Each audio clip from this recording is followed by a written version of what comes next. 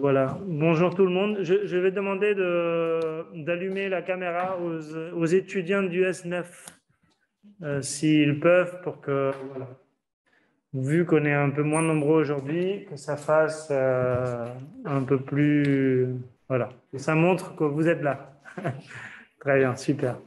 Donc on va commencer. C'est bon? YouTube est lancé sur les nouvelles technologies. Donc, Bien. très bien. Donc, voilà, on commence. Donc, bonjour à tout le monde et merci pour votre présence. Donc, aujourd'hui, on va poursuivre avec les cycles de table ronde avec cette deuxième séance. Donc, comme vous le savez, en fait, il s'implante dans les cadres pédagogiques du séminaire du semestre 9 au centre du domaine d'études architecture et milieu, ici à l'école d'architecture de Montpellier. D'un point de vue pédagogique, j'essaie de recadrer un peu la situation. Le séminaire est pour nous, dans ces domaines d'études, un outil d'enrichissement intellectuel très important en fait pour les étudiants et qui met en lien en fait toutes ces recherches intellectuelles avec le travail du studio. Et on imagine surtout ces séances comme un appui théorique de compréhension des interactions systémiques qui construisent nos villes et territoires. Les formats choisis, donc, comme vous le savez, c'est des tables rondes, défendent aussi l'idée que l'architecture et l'urbanisme est fait de partage, d'échange et d'émulation. Et c'est justement dans ces sens que des notions comme, par exemple, l'entrelacement des échelles, c'est-à-dire cette approche multiscalaire où la question pluridisciplinaire se trouve naturellement sa place. Des choses qu'on a déjà vues la semaine dernière, qu'on en a organisé cette première séance d'introduction avec l'intervention des profils qui étaient assez divers et variés, comme Philippe Biwix, Aurélien Barraud et Frédéric Bonnet, qui justement ont partagé avec nous leur position en ce qui concerne les limites, la notion des limites planétaires et la nécessité en fait d'un changement de paradigme ou des changements de paradigme dans nos pratiques et dans nos pensées. Aujourd'hui, on va changer un peu d'échelle dans cette approche multiscalaire et on va passer de l'échelle planétaire à une échelle, on va dire, plus géographique, ce qui va nous rapprocher aussi du travail de studio qu'on développe ce semestre au Delta de l'Ebro. Les titres à table ronde d'aujourd'hui, donc modification des écosystèmes littoraux et résilience des territoires, viendra donc apporter des connaissances spécifiques sur les nécessaires évolutions des territoires côtiers. Donc, du coup, dans un travail de studio qui est très nécessaire, il viendra en fait appuyer justement toutes ces recherches autour du processus de conception urbaine et architecturale. Et c'est justement pour ça que je suis ravi d'introduire aujourd'hui nos invités qui nous ont fait l'honneur de partager leur expertise sur les sujets qu'on va traiter. Donc, d'un côté, on a Thomas Veillouin, qui est connecté, avec qui on a déjà parlé, donc, qui est architecte urbaniste et docteur en architecture avec la thèse les stratégies d'aménagement à l'épreuve des aléas littoraux, l'épaisseur littorale, un paradigme émergent dans l'aménagement des territoires côtiers. Et Daniel Ander, qui nous rend l'honneur d'être en présence aujourd'hui, qui est architecte et urbaniste de l'État et qui fait part en fait de l'équipe pédagogique du master projet de l'université Paul Valéry Montpellier 3. Donc, je passe la parole à Stéphanie qui va introduire un peu le sujet de la journée et par la suite, en fait, on va donner le temps de présentation à nos invités. Merci Jordi, bonjour à tous, merci à nos invités Thomas Veillouin et Daniel Andersch d'être présents avec nous. Dans le domaine d'études architecture et milieu, nous travaillons à la compréhension des milieux dans lesquels s'inscrivent finalement les transformations par le projet menées par l'architecte et l'urbaniste, de l'échelle du grand territoire jusqu'à l'échelle du détail architectural. Alors, la semaine dernière, tu l'as rappelé, Jordi, c'est vrai qu'aux côtés d'Aurélien Barraud, Philippe Biwix et Frédéric Bonnet, nous avons abordé l'impact de la prise de conscience des limites finies de notre planète et les changements de paradigme induits de fait dans l'acte de bâtir et d'aménager.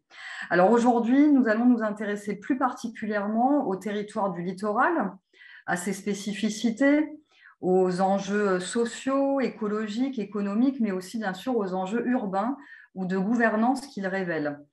Alors le littoral, paysage en perpétuelle transformation, sujet à des risques majeurs qui touchent de plus en plus fortement les populations, lieu d'une biodiversité exceptionnelle, mais aussi éprouvé par une très forte anthropisation, le littoral nous oblige indéniablement à une réflexion prospective. Alors, nous allons essayer de comprendre quelles sont les stratégies qui sont à l'œuvre pour penser la résilience de ces territoires aujourd'hui et demain, mais pas seulement les penser, aussi la mettre en œuvre. Et donc, sans plus attendre, je vais donner la parole à Thomas Belloin qui va tout d'abord se présenter un petit peu et puis nous présenter son approche et ses travaux par rapport aux territoires littoraux. Bonjour et merci de m'avoir invité à l'occasion de cette table ronde. Pour me présenter, eh bien, je suis architecte et urbaniste de formation. J'ai passé mon diplôme en 2013 à l'école d'architecture de la ville et des territoires à Marne-la-Vallée.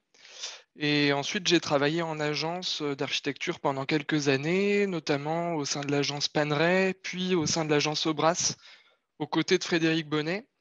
Et en fait, c'est dans ce cadre-là, dans le cadre de mon travail en agence, que j'ai eu l'occasion de me confronter pour la première fois aux enjeux spécifiques des territoires côtiers, à travers une mission, tout d'abord, à Petit-Bourg, en Guadeloupe, qui faisait alors partie d'une expérimentation menée à l'échelle nationale sur la relocalisation face à des enjeux, des activités et des biens, mais aussi des personnes, face au recul du trait de côte. Et en fait, cette expérience-là a été suivie d'autres expériences de projets dans le domaine littoral. Et à travers toutes ces expériences, je me suis dit qu'il y avait là vraiment un bon sujet pour en faire une recherche en architecture. Et je me suis engagé dans la voie d'un doctorat.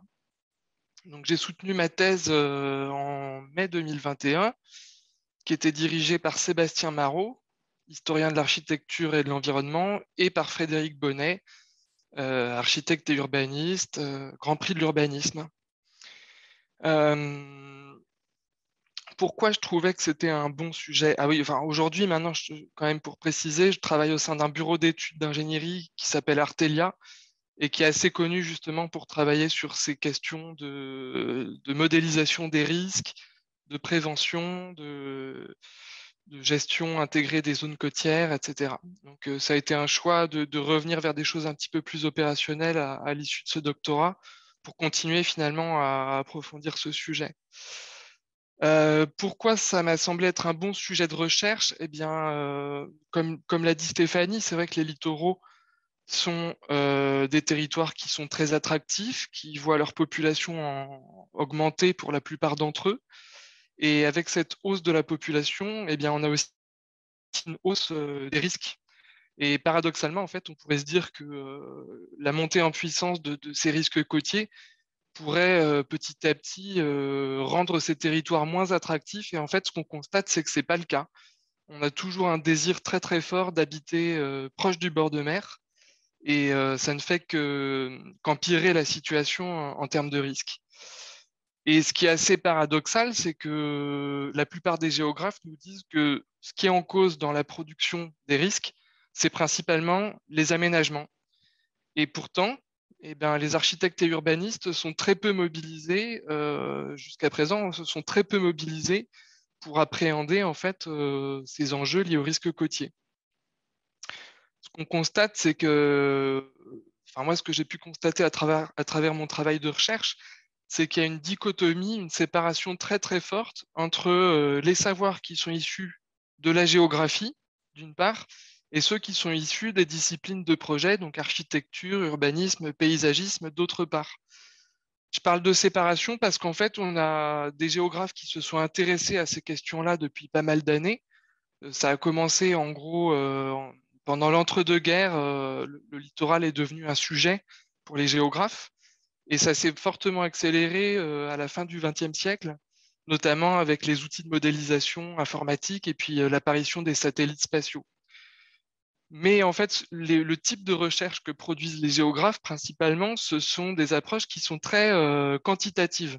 On cherche à comptabiliser un petit peu les enjeux qui sont menacés, on cherche à décrire physiquement l'évolution des côtes, mais on a très peu de regard finalement sur la question des aménagements et de la forme architecturale et urbaine. Et de l'autre côté, chez les archi-urbains, eh bien, on a des approches qui sont essentiellement culturelles, je dirais. C'est-à-dire qu'on va avoir des monographies sur l'architecture balnéaire, on va avoir des choses qui vont nous parler des stations balnéaires du 19e siècle, des villes portuaires, ou des stations balnéaires plus récentes qui ont pu être faites au XXe siècle. Mais on a rarement une approche qui soit réellement, qui questionne réellement les enjeux environnementaux. Et donc finalement, ce que je me suis dit, c'est est-ce que ce serait pas intéressant de rapprocher ces deux approches, ces deux disciplines, pour produire un travail de recherche qui questionne finalement à la fois la question de la forme architecturale et puis la question des mouvements du sol, etc. Donc, ce que j'ai pu constater, c'est que malgré tout, il y a une évolution depuis les années 2010 dans la manière dont on pose ce sujet aujourd'hui dans l'aménagement. Je parle de 2010 parce que 2010, il y a eu une tempête qui était la tempête Xynthia, qui a été un déclencheur d'une prise de conscience assez énorme, aussi bien dans le monde de la recherche que dans le monde de l'action publique. Et en fait, on a commencé à remettre cette question-là du risque littoral au centre des discussions, parce qu'on s'est rendu compte en fait qu'on était en train de payer les pots cassés d'un aménagement peut-être un peu trop débridé qui avait eu lieu à la fin du XXe siècle. Il y a eu des mesures qui ont été prises. Alors, pour rappel, la tempête Xynthia, c'est une tempête qui a causé plusieurs dizaines de décès de personnes qui sont décédées à cause de la submersion marine, noyées dans leur domicile. Ça a donné lieu à des évacuations, au rachat d'un certain nombre de propriétés par l'État, et puis à la démolition de ces maisons. Et puis, dans un deuxième temps, à une accélération de l'adoption des plans de prévention des risques. Le problème de tout ça, c'est que parfois, ces plans, ils ont été adoptés avec peut-être une approche un peu trop restrictive parfois, ou en tout cas qui a pu conduire à des situations de blocage où finalement, on s'est retrouvé avec un territoire dans lequel on n'arrivait plus à agir sur le bâti pour le transformer, parce qu'en fait, tout était classé en zone rouge. Voilà. Donc finalement, tout ça, ce que ça nous montre, c'est que peut-être une approche un peu trop technique ou un peu trop réglementaire, eh ben, ça ne suffit pas à proposer un modèle d'aménagement, à se dire comment est-ce qu'on veut habiter demain sur ces littoraux considérés comme territoires à risque. Et donc peut-être on a besoin de gens qui prennent la question par le prisme du projet et par le prisme peut-être de la prospective. Et pour ça, les archis qui sont quand même aguerris au projet peuvent être des personnes ressources. Et en fait, ce qu'on a vu au cours de cette décennie 2010-2020, on a vu apparaître la figure de l'architecte comme quelqu'un qui tout à coup se retrouvait peut-être un peu plus moteur pour réfléchir sur ces questions-là, ou en tout cas, on est venu le chercher à travers différents appels à projets. Donc aujourd'hui, dans quelle situation on est? Eh bien, on est effectivement dans cette situation que les Britanniques appellent le coastal squeeze, c'est-à-dire la rencontre entre, d'une part, des dynamiques naturelles qui sont l'érosion, la submersion, l'inondation, mais aussi l'élévation du niveau marin, et d'autre part, une pression d'urbanisation très très forte qui crée en fait des frictions et des problèmes de risque croissant. Et pour moi, en fait, dans mon travail de recherche, ce que j'ai cherché à explorer, c'est l'hypothèse que peut-être, si on veut demain travailler sur un nouveau modèle, il faudrait arriver à desserrer un petit peu l'urbanisation dans ces territoires-là, à travailler sur une épaisseur un peu plus importante, de façon à pouvoir mieux intégrer ces dynamiques naturelles dans l'aménagement. Alors, il y avait plusieurs arguments en faveur de cette hypothèse-là. C'est que d'une part, eh bien, ce qu'on constate, c'est que l'urbanisation aujourd'hui, elle se focalise plus uniquement sur le bord de mer lui-même, mais elle va très, très en profondeur à l'intérieur des terres, parce qu'en fait, les gens se reportent à l'intérieur des terres parce que ça coûte moins cher. Donc, on a des problèmes importants par exemple, de mitage des terres agricoles. On a un autre problème qui est donc la question des risques, j'en ai parlé, qui aujourd'hui nous pousse à nous questionner sur notre capacité à habiter demain vraiment en bord de mer. Est-ce que demain, il ne faudra pas déménager? Ça, c'est une vraie question. Et puis, on a aussi une problématique de fond un peu plus importante, qui est quelle est la place qu'on veut donner aux dynamiques naturelles dans nos territoires, dans nos paysages, et est-ce qu'il ne faudrait pas revaloriser davantage les corridors écologiques qui unissent en fait les arrière-pays avec les écosystèmes maritimes.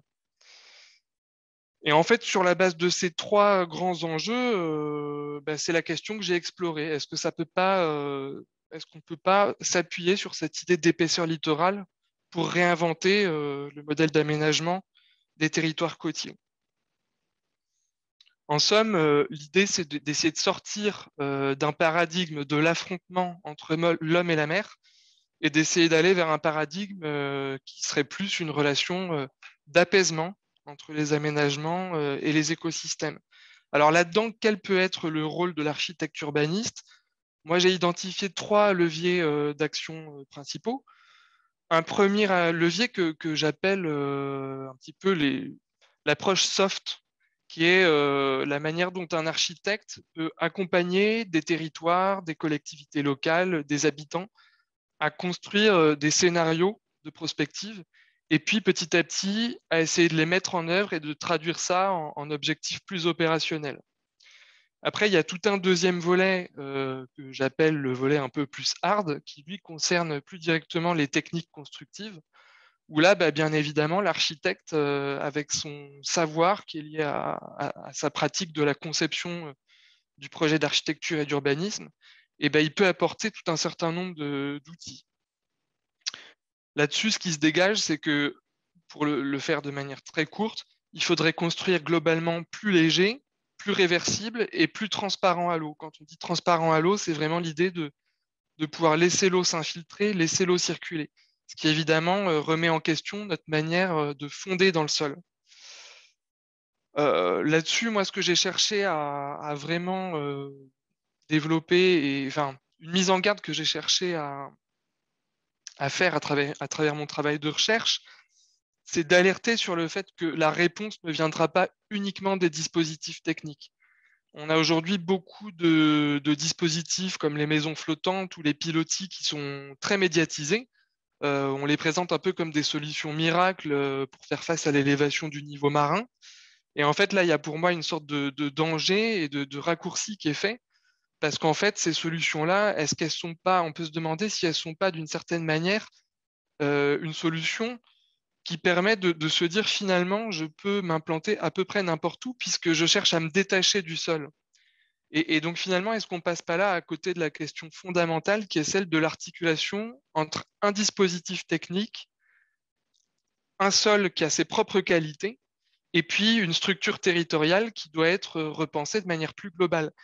Et en fait, voilà, pour moi, le risque, c'est vraiment de passer à côté de ce sujet qui est l'imbrication des échelles, l'imbrication de ces trois dimensions-là, édifice, territoire et qualité des sols, et qu'il faut absolument pas, il faut absolument pas passer à côté de cette imbrication. Et enfin, il y a un troisième levier de projet sur lequel peut travailler l'architecte et urbaniste, c'est la manière dont on peut s'appuyer sur les dynamiques naturelles pour faire projet. Et en fait, c'est tout ce qui va relever des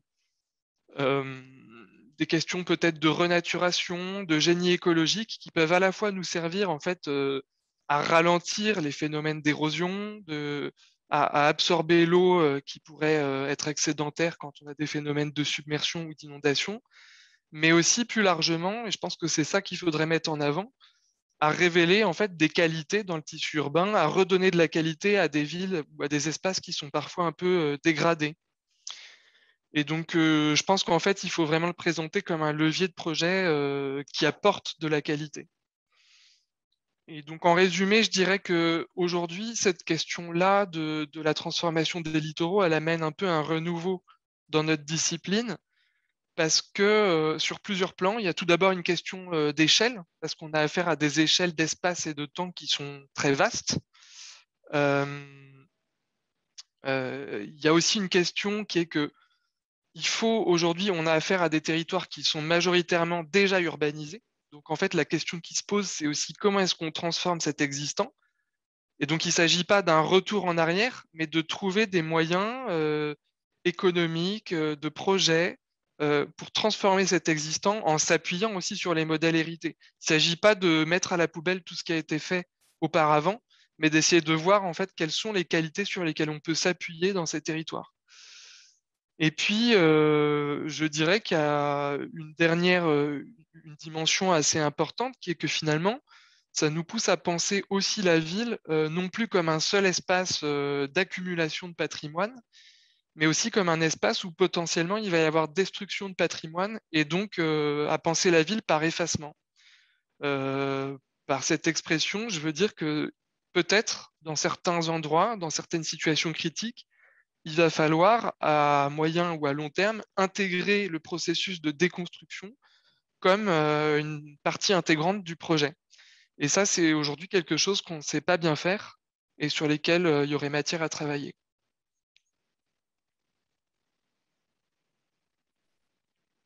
Merci beaucoup, Thomas, pour cette présentation extrêmement exhaustive qui a balayé pas mal, j'avoue. Je dévoile un peu les cartes, tous les sujets et les axes thématiques et les possibilités des questions qu'on avait un peu envisagées. Donc, merci. Et on passe la parole à Daniel Anders. Donc, je vous l'ai dit, vous avez entre 10 et 15 minutes à disposition. Et après, voilà, on va échanger, on va discuter. Merci Thomas pour la clarté de ton propos et merci aussi à Stéphanie, Jordi, Mathieu de poser ce sujet sur la table au sein d'une école d'architecture. Comme tu l'as dit Thomas, ce n'est pas obligatoirement gagné et donné d'avance que les écoles d'architecture se saisissent de ce sujet.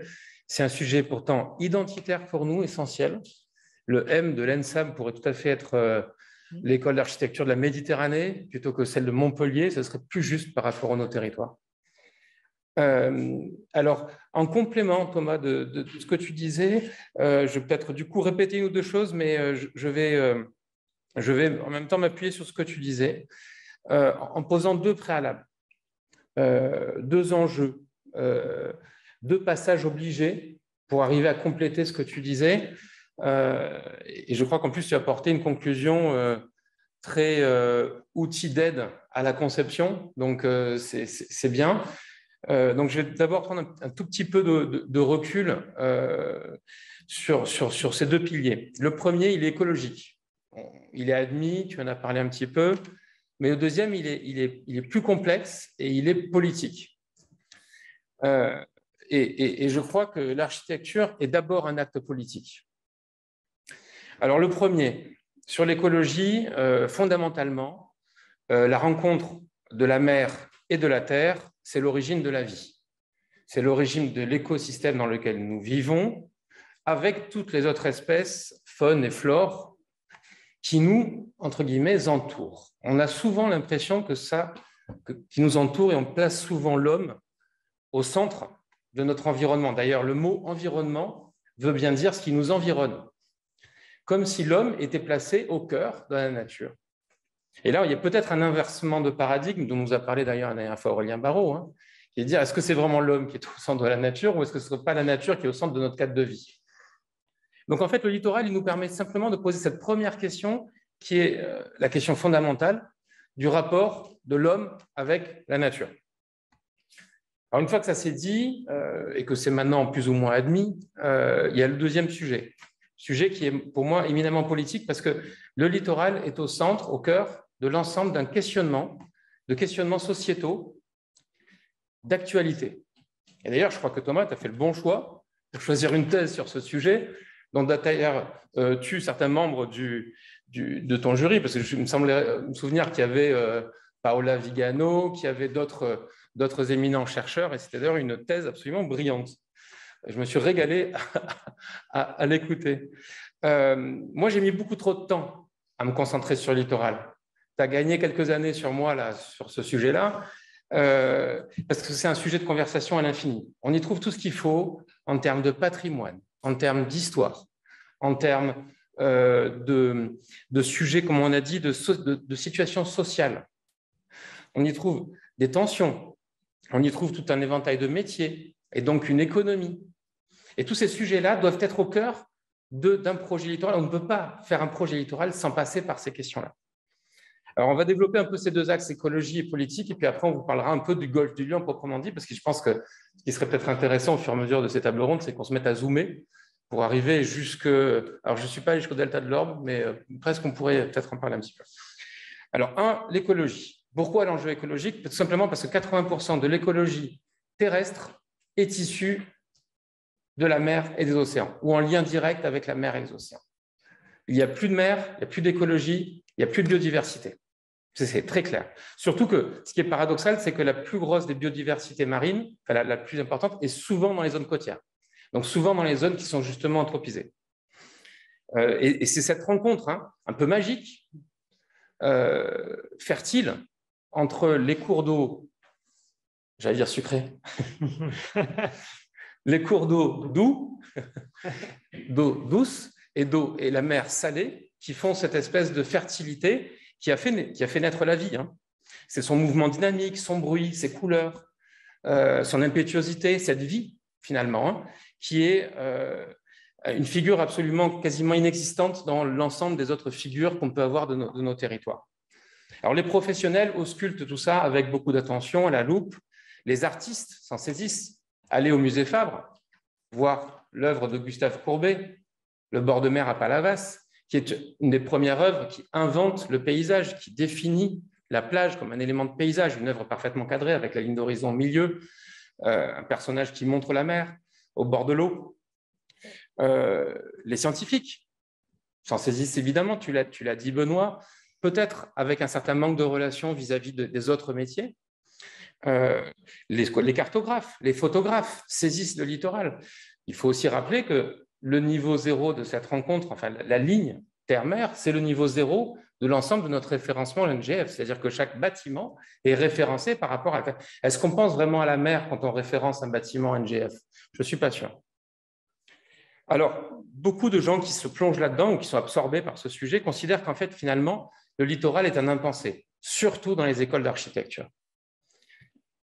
J'avais écrit un article il y a 2 ans qui s'appelait « Le littoral n'appartient à personne ».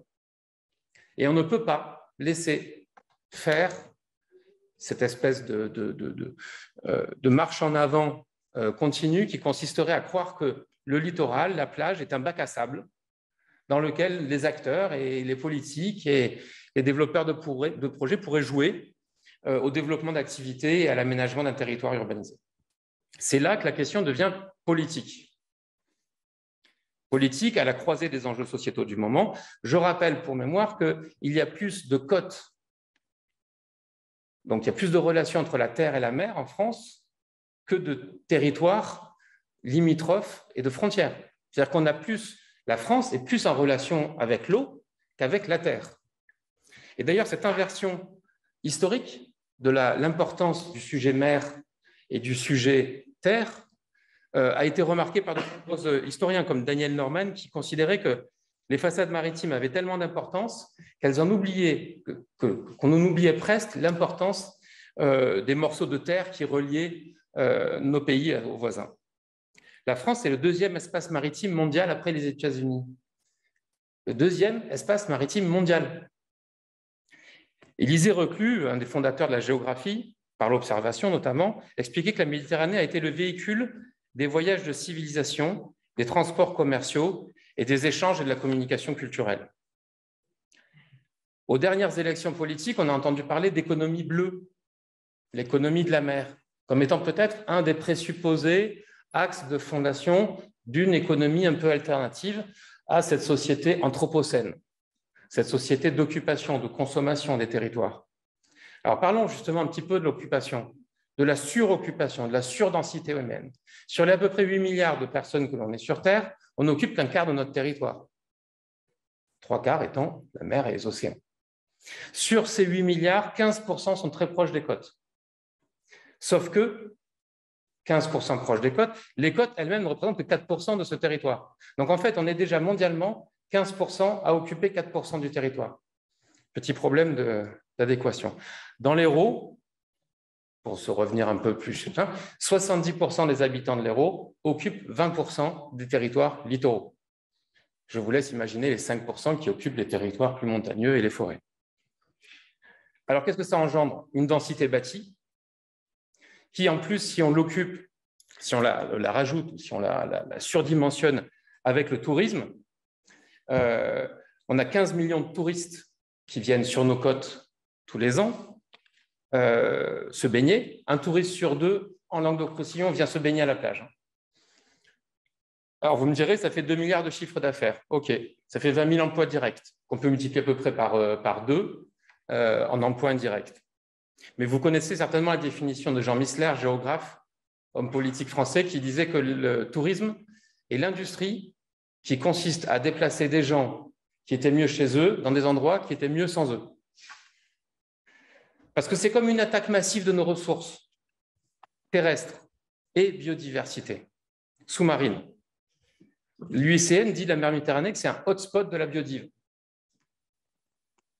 Vous savez qu'on consomme à peu près 23 packs d'eau par jour par habitant dans l'Hérault. Je le répète, par jour par habitant, 23 packs d'eau. Allez les chercher tous les jours dans un magasin. Déjà, je pense qu'il faut 2 caddies, voire peut-être 3. Et tous les jours. Et puis le lendemain matin, vous y retournez.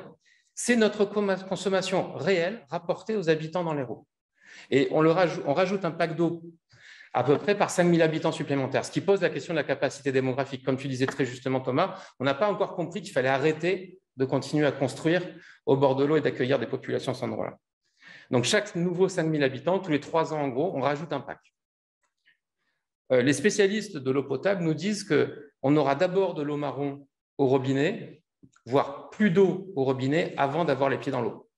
Ça aussi, c'est des espèces de prismes qu'on n'est pas habitué obligatoirement à prendre en compte, parce que la suroccupation entraîne ce qu'on appelle le stress hydrique, c'est-à-dire l'incapacité de pouvoir disposer des ressources nécessaires. Vous savez que l'empreinte écologique dit qu'on consomme plus la planète qu'elle ne se régénère. C'est le cas sur nos littoraux. Bon alors, on va essayer de résumer. Je ne sais pas trop dans combien de temps. Ça va très bien. Bon, tu me dis. Le littoral est menacé, sensible, parce que convoité outre mesure. Et l'homme a été pris la main dans le sac, dans la nature. Et on pourra d'ailleurs parler de certains cycles, comme le cycle de l'eau, le cycle du sable, qui sont complètement pervertis et qui font que, du coup, on n'arrive pas à s'en sortir. Et que c'est des cycles qui sont cassés par cette suroccupation littorale. Alors, l'amphithéâtre, c'est notre golfe du Lion maintenant. C'est un amphithéâtre extraordinaire, c'est un terrain d'expérimentation pour nous qui est absolument fantastique. Il s'ouvre sur la mer.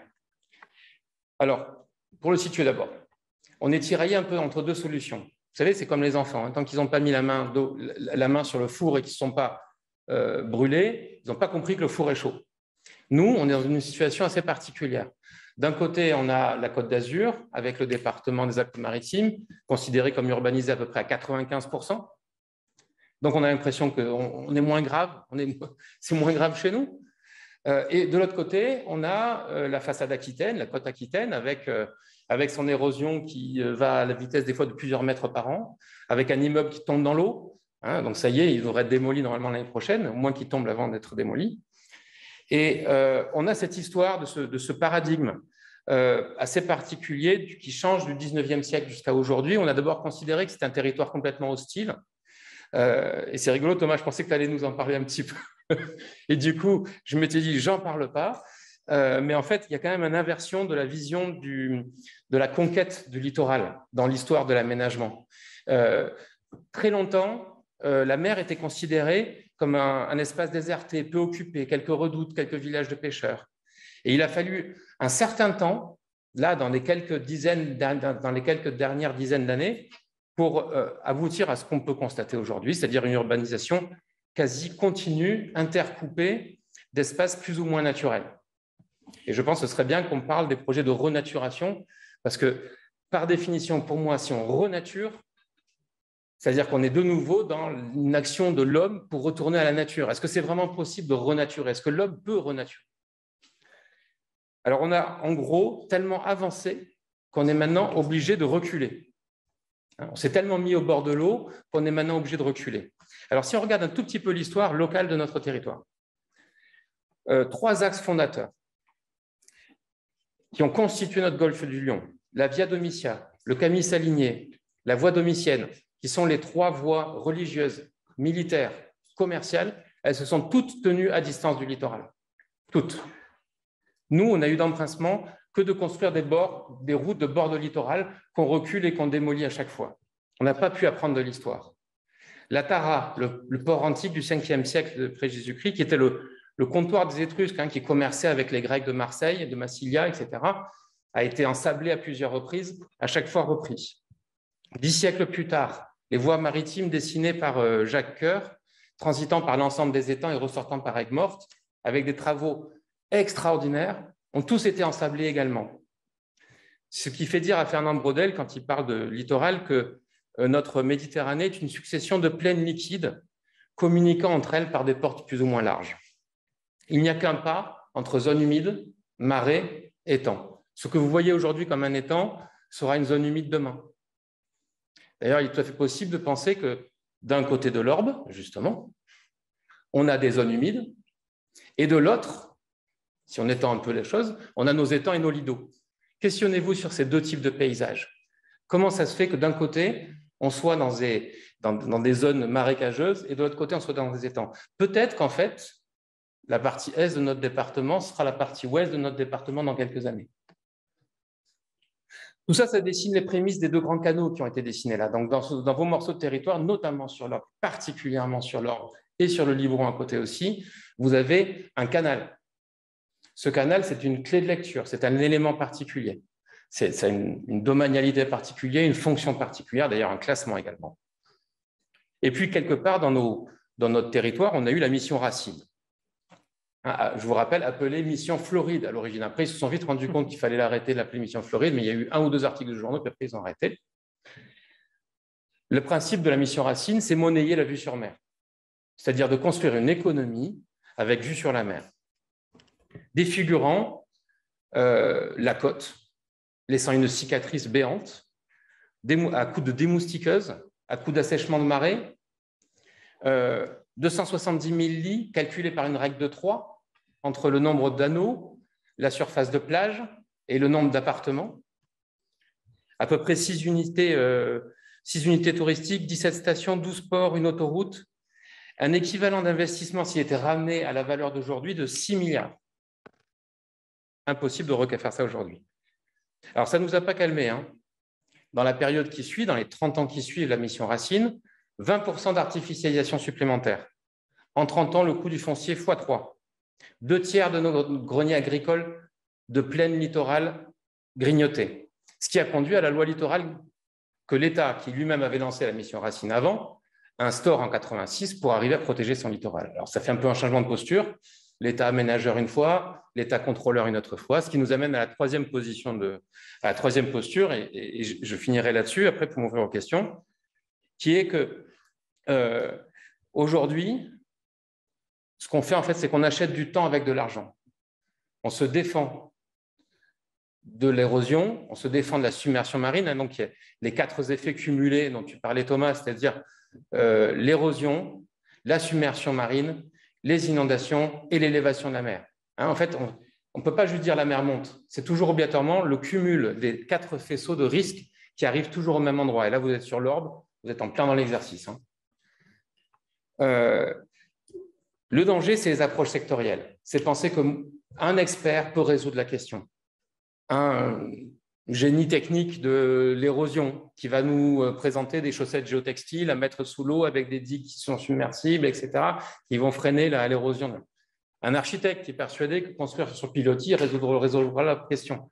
C'est l'ensemble de ces approches sectorielles qui sont compliquées parce que ce n'est pas qu'une question de relocalisation des activités, qu'une question de maîtrise de l'économie, qu'une question de maîtrise des risques. C'est un ensemble de facteurs qu'il faut arriver à prendre ensemble dans une approche globale, multi-échelle, perpendiculaire au littoral, comme tu l'as dit, Il n'y a aujourd'hui quasiment plus d'aménagement perpendiculaire au littoral, alors qu'on pouvait y trouver avant des chemins de fer, des canaux perpendiculaires au littoral, toute une série d'infrastructures qui remontent le long des fleuves. Les fleuves sont déjà perpendiculaires au littoral. Appuyons-nous dessus.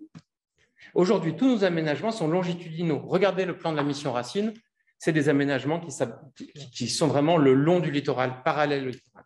Il faut tourner de 90 degrés, ça c'est évident, et jouer sur les échelles. Alors la prospective littorale, elle est complexe. C'est la croisée de différents mondes professionnels, tu le disais très bien Thomas. En effet, il faut avoir des visions qui ne divergent pas, les milieux scientifiques, la gouvernance politique, la maîtrise foncière, la maîtrise des règlements, les solutions techniques urbaines, paysagères. Tout ça, il faut arriver à le mettre ensemble pour arriver à faire en sorte qu'on sorte de notre archétype de métier d'architecte pour arriver à embrasser l'ensemble de ces autres fonctions. C'est un peu ce que nous disait Aurélien Barraud la dernière fois, hein, sortir de la figure archétypale de notre propre mission, aller dans le paradigme d'à côté, sortir de sa zone de confort, aller chercher d'autres sujets géographiques, économiques, environnementaux, si on doit encore parler de naturel en tout cas, comprendre cette dynamique. Et donc, une des conclusions que j'ai et que je répète souvent, quand on sait que la mer s'est déjà vidée une première fois et re-remplie, hein, la mer de toutes les mers, hein, c'est la première, la mer Méditerranée, c'est la mer de Pangaea, c'est la première mer. Amenons-nous dans une situation où il faut la respecter. Alberti disait « N'entreprends rien qui dépasse les forces humaines et n'accepte rien qui doive manifestement entrer en conflit avec la nature. Car la force est telle que même s'il est parfois possible de lui faire obstacle, en lui opposant des constructions gigantesques, déjà, ou de la détourner par quelques moyens, elle n'aura de cesse de parvenir à vaincre et abattre tout ce qui est susceptible de lui résister ou de l'entraver. Vous devez donc revendiquer le droit de l'expérimentation, un droit d'expérimentation multi-thématique. Et c'est ça que vous pouvez faire en tant qu'étudiant, plutôt que de glisser directement dans le projet. Et c'est à mon avis, s'il y a une idée à retenir, c'est vraiment ne vous focalisez pas sur le projet, entrez d'abord dans la connaissance de ce territoire. Et une anecdote pour finir, après je m'ouvrirai à vos questions avec plaisir, ne dessinez jamais plus la mer bleue. Est-ce que vous imagineriez pouvoir dessiner un espace public gris ou une montagne marron? Non. Et regardez tous vos plans. Mais moi, le premier, pendant des années, j'ai dessiné un appel bleu. Allez, tiens, j'ai dessiné ma côte, c'est fini. Vous avez compris. La mer, elle s'est vidée, elle s'est re-remplie. Elle est faite de strates, elle est faite de parcs conchilicoles, elle est faite de voies maritimes, elle est faite d'une biodiversité, elle est faite de toute une série d'éléments qui, simplement parce qu'on n'a pas des cours dessus, nous font qu'on ne les dessine pas. Regardez la carte IGN, elle n'est pas bleue, la mer. Elle est profondeur. Il y a une ligne montagneuse qui s'organise en ce moment dans un pas géologique de plusieurs millions d'années. Il y a des montagnes qui se naissent au fond de l'océan et des mers. Bref, donc voilà. Respectez la mer et je pense que votre projet pourra grandir de cette première, on va dire, idée. Merci beaucoup, Daniel, pour cette présentation extrêmement exhaustive et absolument complémentaire avec tout ce qu'on a vu avec Thomas. Donc, je pense qu'on a beaucoup de matière. Et merci surtout pour cette petite ces derniers conseils. Les étudiants, ils rigolaient un peu. Ils savent que voilà, je m'attaque pas mal à toutes ces questions. Donc, voilà, on en a rajouté une couche. Je pense qu'à partir de maintenant, on fait de la question du dessin de la mer, de la topographie maritime, etc. Ça va quand même être un impératif. Voilà. Donc, merci beaucoup. Merci beaucoup en tout cas déjà d'avoir accepté de participer. Et surtout, merci beaucoup de la qualité de vos présentations qui sont exceptionnelles. En fait, c'est vraiment des cours théoriques à très petite échelle et absolument synthétiques et qui ont vraiment traversé l'ensemble des questions qu'on va essayer de faire émerger au travers le débat et la discussion. Ça va être assez, pour essayer de commencer un peu avec ces questions, vu la diversité, parce que de toute manière, il y a un tas de questions qu'on va essayer de traiter, comme le trait de côte, des questions de pression anthropique, de pression climatique, la notion du repli stratégique, la notion de la temporalité, la question de la gouvernance, la question du changement des paradigmes, etc. C'est des questions vraiment qui vont émerger, qu'on a essayé de temporiser dans 1h30 et qu'on va essayer de discuter avec.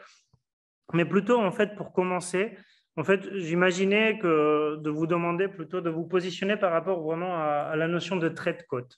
Mais vous l'avez largement évoqué. Les traits de côte qui est défini par le ministère de la Transition écologique de manière un peu simpliste et après un peu plus élargie comme la limite entre la terre et la mer. Je pense que vous avez beaucoup plus de choses à dire par rapport à ça. Mais en fait, vis-à-vis de ce que vous avez dit, Daniel a parlé de en fait, cette trait de côte comme étant à l'origine de la vie. Je me lancerai aussi sur la notion du trait de côte et cette relation entre terre et mer, comme aussi à l'origine presque de la culture. Et notamment, si on lit les textes de Brodel, en fait, il en parle. La mer Méditerranée, en fait, elle est définie par toute la terre en fait, qui est autour de la mer, qui donne le nom à la mer en soi. Donc finalement, cette origine de la culture, qui est un peu basée sur ces échanges maritimes, etc., ça dénote d'un rapport culturel des sociétés, dans la relation entre la terre et la mer. Et finalement, moi, en fait, j'aimerais commencer par vous poser une question de comment, en fait, vous envisagez cette notion du rapport culturel des sociétés envers la mer dans une époque comme l'actuelle, qui est vraiment d'une accélération de tous les phénomènes météorologiques, qui va faire qu'on a très peu de temps, finalement, pour faire évoluer une conscience collective d'un nouveau rapport à la mer qui, je pense, s'impose nécessaire. Donc, c'est une question un peu générique, un peu large, mais peut-être ça va permettre d'initier un peu le débat et les discussions. Je ne sais pas si l'un de vous deux veut commencer, vous se lancer. Je vais bien me lancer. Peut-être d'abord sur la question du trait de côte. C'est vrai que c'est compliqué parce que c'est un terme qui est utilisé dans tous les documents, enfin tout ce qui se rapporte à ça dans la sphère institutionnelle, au sein des bureaux d'études. Moi, je l'ai banni de ma thèse parce que effectivement, je pense qu'on voit bien avec ce que vient d'expliquer Daniel que ça n'a pas de sens. Il n'y a pas un trait de côte, mais il y en a plein. Et donc en fait, on a affaire, ça n'existe que c'est qu'une fiction, c'est une abstraction. Et donc, dans la réalité, est-ce que c'est la limite entre le sec et le mouillé? Est-ce que c'est là où commence la végétation? On voit bien qu'en fait tout ça est plutôt une épaisseur qu'un trait. Après, néanmoins, je suis bien obligé de dire qu'aujourd'hui, j'en reviens à la question du trait de côte parce que contraint par le langage professionnel.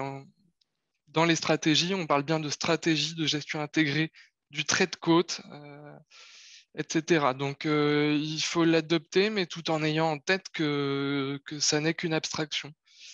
Et d'ailleurs, quand on cherche à étudier l'évolution du trait de côte, eh bien, on se rend compte que les géographes qui travaillent là-dessus, ils commencent par définir de quel trait de côte ils parlent, qu'est-ce qu'ils ont suivi précisément en regardant leur vue aérienne, est-ce que c'était le pied de la dune grise, est-ce que c'était le début de la végétation qui pousse sur ces dunes, est-ce que c'est la laisse de haute mer, voilà. Donc c'est effectivement quelque chose qui va pas de soi et qui est à mon avis très très lié en fait à la façon dont on a conçu culturellement l'aménagement comme du bord de mer comme dans un rapport vraiment défensif, quoi. Donc ça touche à tout ce qui est ouvrage militaire, à mon sens, construction de digues qui formalise en fait un peu ce trait de côte, mais ça n'existe pas dans la nature. Et pour rebondir sur la question qui était posée sur les rapports culturels au bord de mer, je pense que le problème qu'on a aujourd'hui, c'est qu'on dit souvent que ah oui, les anciens savaient que c'était dangereux, ils se positionnaient pas au bord de la mer. Quand on regarde les cartes d'état-major, les bourgs sont systématiquement en retrait, etc. Et beaucoup d'historiens nous disent, en fait, on a perdu cette culture du risque. On a perdu cette culture du risque parce qu'en fait, les populations qui habitent en bord de mer sont plus les mêmes. Et les historiens nous disent qu'il faudrait la réhabiliter, cette culture du risque.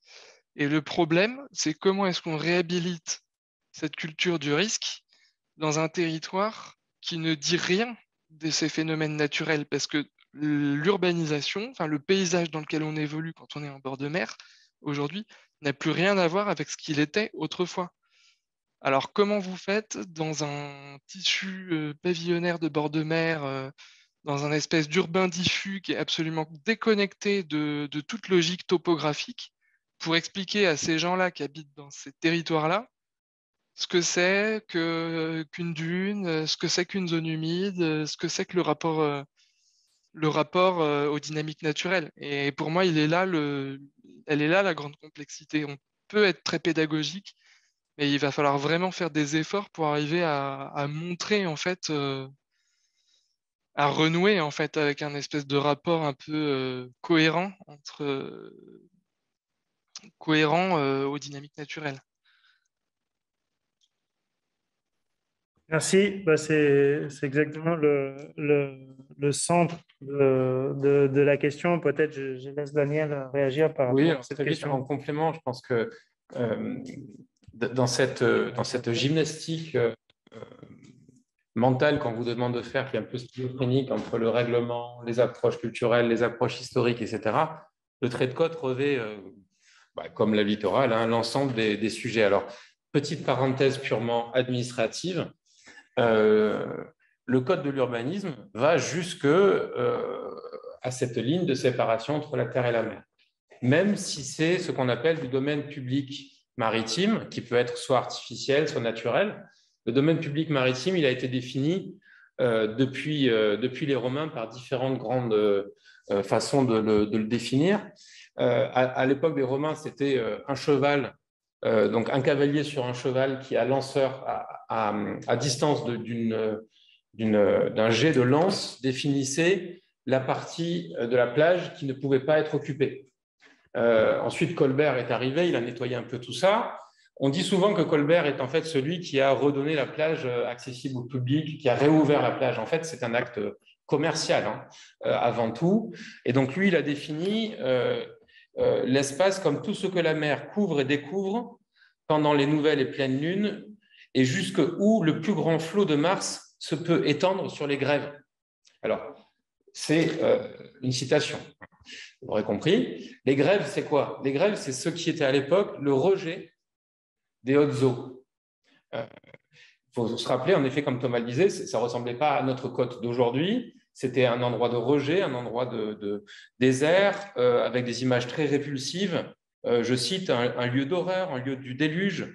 Le bord du gouffre, c'est l'abysse, le lieu des rapts, des pirates. C'est le lieu de l'anti-hygiène qui se manifeste à travers les récits des marins dans le mal de mer, les épidémies et le navire. Comme si en se baladant au bord de mer, on allait choper des épidémies. Donc, toute cette image-là, aujourd'hui, elle n'est plus existante. Donc, du coup, lui, Colbert, il a réinstauré ce qu'on appelle le domaine public maritime pour qu'en fait, le commerce puisse se faire, pour que les navires puissent accoster, puissent décharger leur matériel et puissent commercer avec la terre. C'est là où, tout d'un coup, la plage est devenue non plus un espace répulsif, mais un espace de commerce. Donc, culturellement, la représentation première de l'évolution, c'est le commerce. Est arrivé ensuite, beaucoup plus tard, ce qu'on appelle l'héliotropisme et la nécessité de penser que s'exposer au soleil, s'exposer au bain de mer, s'exposer à l'air salé pouvait soigner. Du coup, les curistes sont arrivés sur les plages. Et il faut aussi aujourd'hui se rappeler que l'Hérault est le 2e département de France en termes de cure. Alors, ce n'est pas trop le cas de l'Orbe. En l'occurrence, c'est plutôt vers Balaruc que ça se passe. Donc, aujourd'hui, le Code général de la propriété des personnes publiques définit le domaine public maritime comme inaliénable et imprescriptible, donc inconstructible. Donc, il défend encore nos plages aujourd'hui jusqu'à la limite des plus hautes eaux. Et après, arrive le Code de l'urbanisme et la loi littorale. Donc, ça, c'est le petit cadre, on va dire, juridique nécessaire. Alors après, quelques chiffres peut-être pour donner, parce que je les ai ressortis là pour que vous les ayez. Il y a une étude de l'EPF avec le CEREMA et le BRGM sur justement cette mobilité du trait de côte. Ce qu'il faut comprendre, c'est que ce trait n'est pas un trait fini, définitif, c'est un trait mobile. La mer s'est remplie, on trouve des coquillages dans nos arrière-pays, ça veut bien dire que la mer a bougé. C'est ça qu'il faut faire passer comme concept. C'est ça le plus important. Donc, cette mobilité du trait de côte va engendrer à 2100 à peu près, donc c'est avec la montée de la mer, les rapports du GIEC et une tempête, à peu près 80 000 habitants en Occitanie. 150 000 logements, c'est là qu'on voit d'ailleurs qu'il y a beaucoup de logements vacants, hein, parce qu'il y a plus de logements vacants qui sont impactés que d'habitants. À peu près 10 000 locaux d'activité accessibles au public, ce qui représente un coût général à 2100 de 500 milliards d'euros en coût en achat foncier, hein, à valeur actuelle. Ce qui explique à peu près que… Et là, du coup, on rentre plus facilement dans le débat en disant, si le trait bouge, il y a cette implication-là. Et donc, c'est peut-être cette dynamique du trait de côte qui, pour moi, est encore plus importante à comprendre que l'aspect culturel. Et après, cette limite, après, soyez prospectifs. Un jour, il y aura un port à l'aéroport de Montpellier. Puisque quand le gros se sera ouvert, le lido sera cassé, mais du coup, la mer aura dépassé le canal du Rhône à 7, et on pourra aller en bateau jusqu'au bord de la piste de l'aéroport. Ben oui. Du coup, la plage de demain, c'est peut-être une des deux rives du canal du Midi. C'est peut-être là, j'ai toujours tendance à dire, quand je vois des experts en face de moi, comment on fait le canal, c'est du domaine public fluvial, la plage, c'est du domaine public maritime. Qu'est-ce qui se passe si la plage devient du domaine public fluvial? C'est là où tout d'un coup, il va falloir tricoter un peu des solutions dans cette mobilité du trait de côte, qui est l'enjeu principal. Et c'est ça qui va être générateur de projets, je pense. Merci beaucoup pour vos réponses. Juste pour rebondir par rapport à ça, parce qu'on parle de mobilité du trait de côte, chose qui est très, très intéressante. Donc, on évoque un peu la complexité du sujet. Moi, je l'ai abordé plutôt du côté un peu culturel, du rapport culturel, etc., qui finalement est une manière de dire que ça englobe pas mal de choses.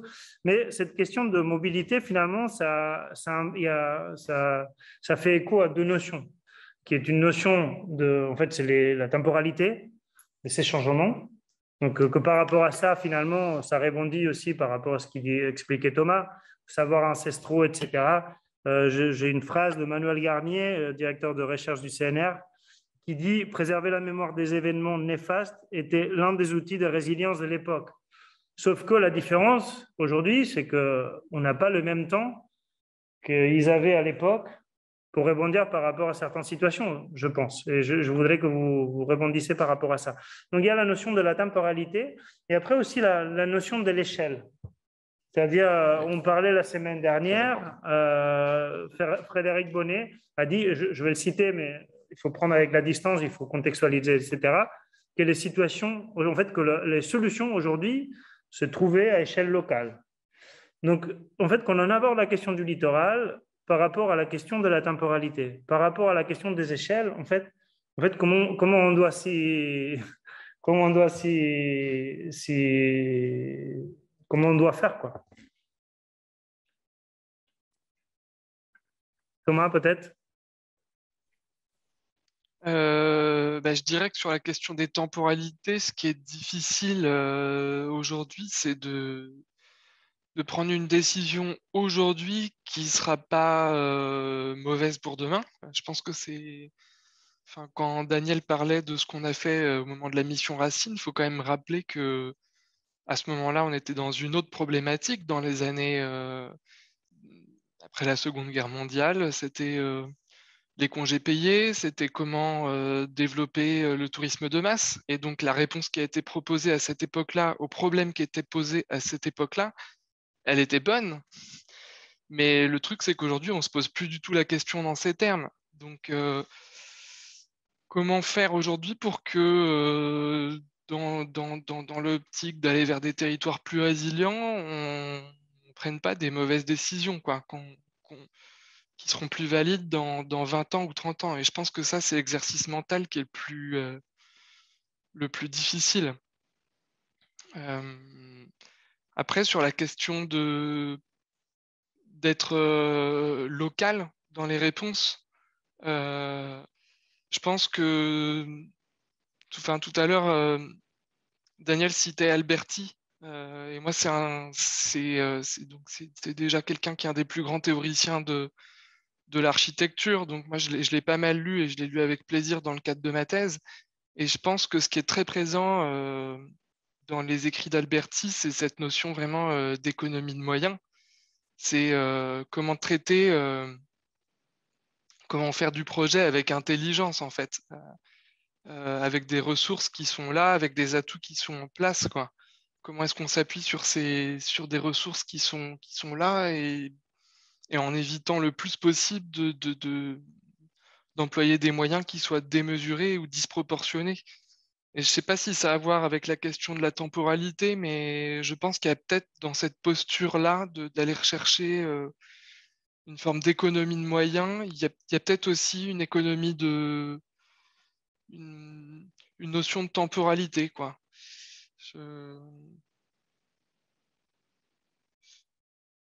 Voilà, je ne sais pas si ça répond à la question. On va laisser peut-être Daniel répondre par rapport à ça. Oui, oui, ça répond à la question sans doute. Oui, donc on a 3-4 situations paysagères très différentes dans notre golfe du Lion, si on met à part les quelques situations de côte rocheuse.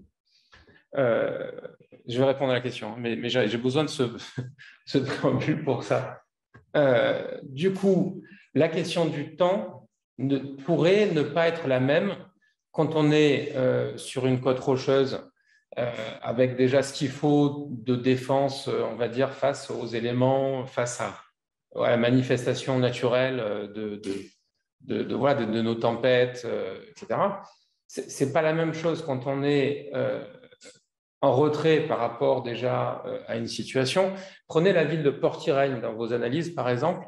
Ce qui est rigolo, c'est qu'en fait, elle a été construite à 3 époques temporelles différentes, avec 3 systèmes législatifs différents. Et on a une première partie de la ville de Port-Irène qui est quasiment sur la dune, une deuxième qui est en retrait de 100 mètres et une troisième qui est en retrait de 300 mètres parce qu'en fait, elle a été construite à 3 périodes différentes avec 3 lois différentes. Et donc ça, c'est assez caractéristique. Donc en fait, en fonction des situations, on peut être dans un pas de temps différent. Nous, on a des choses très paradoxales. Mais si on prend une dimension temporelle plus longue, est-ce que vous avez déjà pensé au fait qu'il y a du réchauffement climatique, donc la température augmente, et on dit que la mer monte? Est-ce que vous trouvez ça logique? Si dans une baignoire, vous mettez de l'eau et que vous mettez une grosse température devant, qu'est-ce qui se passe? La baignoire, elle se vide, s'évapore. Donc, elle vient d'où l'eau? L'eau, elle vient d'où dans l'eau de la mer Méditerranée? Le truc un peu interactif, là. Hein? Des glaciers, probablement. Des glaciers, des rivières, des fleuves. Alors là, les scientifiques, ils ont mesuré ça, ils se sont rendus compte que malheureusement, le rapport entre l'eau qui arrivait du cycle de l'eau naturel par les fleuves ou par la pluie ne correspondait pas, était en tout cas inférieur à l'évaporation. Mais la mer monte quand même. Donc, dans notre mer Méditerranée, qu'est-ce qui fait que ça monte? Probablement les mouvements de plaques de sol. S'il y a moins de... Alors, ça pourrait être un peu le cas, en effet, mais ça, c'est des échelles encore plus longues. Mais notre mer, elle n'est pas complètement fermée. Il y a une petite ouverture. Donc, il y a un robinet, en fait. Le détroit de Gibraltar est le robinet de la mer Méditerranée actuellement. C'est pour ça que la mer Morte, ça sèche et baisse vraiment. Elle n'a pas de robinet. Nous, on a un robinet. Donc, comme les océans, eux, par la fonte des glaces, notamment par le dérèglement climatique, augmentent, ils nous nourrissent en eau. Donc, qu'est-ce qui se passe si on ferme ce détroit de Gibraltar? Qu'est-ce qui se passe si on va dans ces pas de temps-là, hein, donc qui sont des pas de temps complètement géologiques? Eh ben, on va re-assister à un deuxième assèchement de la mer Méditerranée. C'est un peu ces histoires-là qu'il faut raconter. C'est certes le risque, c'est pas évident, mais il faut faire comprendre du coup aux gens par des ateliers pédagogiques auprès des enfants, par des formations, par 3 traits que vous allez dessiner dans la mer bleue. La mer était là il y a 10 ans, elle est là demain. Voilà, ça, il faudrait l'inclure. Comment ça se fait que dans tous nos documents de planification, d'ailleurs la loi climat-résilience nous l'oblige maintenant, on ne met pas déjà la position de la mer il y a 10 ans, la position de la mer dans 20 ans. Peut-être pour rebondir sur la question des temporalités, en fait, je pense que ce qui me saute aux yeux quand on parle, Daniel, c'est qu'il y a une imbrication des échelles. Il y a à la fois une espèce de temporalité qui est un peu courte, qui est celle, bon, sur la Méditerranée, pas trop les marées, mais quand même un peu. Mais en tout cas, je veux dire, de ce qui est palpable en termes de saison, de crues. Est-ce qu'il y a des crues? Est-ce qu'il y a des... Voilà, est-ce qu'il y a est-ce qu'il y a un marnage ou pas? Après, il y a une temporalité peut-être un peu plus longue qui est celle du fameux recul du trait de côte. Et puis, il y a une temporalité à beaucoup plus long terme qui est celle de l'élévation du niveau marin, dont dont on ne sait pas trop jusqu'où ça ira. Et en fait, peut-être une des particularités en termes de temporalité quand on est sur le littoral, c'est que comment dire, le recul, enfin, le temps, c'est de l'espace, et l'espace, c'est aussi du temps. C'est quand on parle de voir loin dans le temps, on parle potentiellement d'espaces importants qui seront affectés, et inversement, quand on parle de voir loin dans l'espace, eh ben, peut-être on parle aussi de voir loin dans le temps parce que à tel endroit, il y aura peut-être beaucoup plus d'apports de sédiments, et donc au contraire, le rivage va progresser, et puis dans d'autres endroits, ça va être l'inverse. Et donc, en fait, on a une espèce de relation entre le temps et l'espace qui est assez particulière sur le littoral. Et pour rebondir à nouveau sur Alberti, ce qui est frappant, c'est que Alberti nous incite à construire très solide, à construire pour durer. Et aujourd'hui, sur le littoral, peut-être que la solution, c'est pas ça. C'est peut-être précisément de repenser notre rapport à la longue durée. Peut-être que c'est être aussi par endroits beaucoup plus fragiles, beaucoup plus précaires, sur des constructions beaucoup plus légères, beaucoup plus réversibles. Et donc, je pense que peut-être la question des temporalités, elle nous interroge, nous, en tant qu'architectes aussi, à ce rapport-là qu'on peut avoir à la solidité, à la manière de fonder, à la manière de se dire que ce qu'on construit peut-être ne restera pas en place éternellement, quoi. Merci beaucoup tous les deux pour vos interventions. Donc, depuis tout à l'heure, on a pas mal balayé la question de la pression anthropique, de la pression climatique aussi et des effets que ça peut avoir sur le trait de côte. Et maintenant, vous voulez vous lancer sur un sujet qu'on aborde quasiment depuis tout à l'heure, mais c'est le repli stratégique et la question de la gouvernance de ce repli-là. Parce que Thomas, tu disais que le trait de côte, c'était un peu une fiction, mais de fait, aujourd'hui, on a quand même un trait de côte qui est bâti et qui est délimité et qui va donc subir forcément des dégradations du fait de la montée des eaux. On parle de temps long aussi. Dans le dernier rapport du GIEC, il est dit qu'on ne peut pas exclure à l'horizon 2300 une montée des eaux de 15 mètres. Donc, ça implique forcément des changements majeurs sur les zones littorales et surtout dans notre zone qui est très plate. Un célèbre ingénieur que j'écoutais à la radio il n'y a pas longtemps disait que si on extrapole ce phénomène à 5 mètres de montée des eaux par siècle, mais on n'a plus aucun port en France à la fin du siècle. Du coup, la question de la gouvernance, elle se pose à plusieurs échelles. Aujourd'hui, on est beaucoup dans des questions de plans de prévention des risques locaux, dans des plans d'urbanisme ou dans des stratégies un peu plus alternatives comme le Conservatoire du littoral qui fait du rachat foncier. Mais comment on peut s'inscrire justement dans une question de gouvernance à plus grande échelle qui balaye ces sujets-là? Enfin, quel est votre point de vue sur comment aborder ces sujets-là? Thomas, je commence, on inverse. Je vous disais que le sujet était politique. Hein. Voilà. Donc on est en plein dedans. La question de la gouvernance, des acteurs, des bonnes solutions, des bons projets, des bonnes idées, il y en a plein les cartons. Ce que vous posez là clairement comme question, c'est la capacité d'acceptabilité du projet.